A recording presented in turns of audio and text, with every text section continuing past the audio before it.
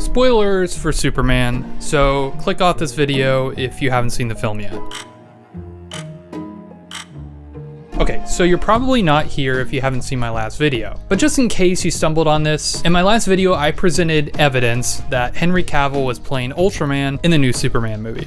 Obviously, I was wrong. Henry Cavill did not play Ultraman, but there was an appearance by another DCEU character that kind of makes me feel like I was on the right track. I'll get to that in a minute. First, to address the evidence I presented in my last video. I guess Albert, Henry Cavill's former Superman stunt double, was just used for stunts and fight choreography, but maybe he also did stunts for Ultraman. That could explain the height difference we saw. The funny thing is, Albert actually saw my last video, and he left a kind of ambiguous comment. So Albert, if you're watching this one, I'd still love to talk. But even though I was wrong about Henry Cavill playing Ultraman, there's still something that's bugging me about this whole thing. Something that has led me to have even more questions after the movie. And that something is the appearance of this guy.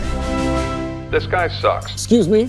Am I supposed to be able to hear you guys? What universe are we in at this point? Because thanks to the DCEU's Justice League appearing in the Peacemaker show, we know that Peacemaker definitely exists as a DCEU character. But now, Peacemaker is in the DCU. I know James Gunn did say that some elements of the DCEU will be considered canon to the DCU if they are specifically referenced in the DCU. And he had this to say about the Justice League appearing in Peacemaker Season 1. The truth is, almost all of Peacemaker is canon, with the exception of Justice League appearance, which we will, kind of deal with in the next season of Peacemaker. It does seem like James Gunn realizes he kind of messed up by having the DCEU Justice League in Peacemaker. And the trailer for Peacemaker Season 2 seems to hint at some multiverse elements. I'm guessing that's going to be Gunn's way of fixing this. But even if he somehow explains away that Justice League cameo, I don't think it'll be a perfect fix. Which means, as of right now, I think Henry Cavill's version of Superman does technically exist in the DCU in some other multiverse.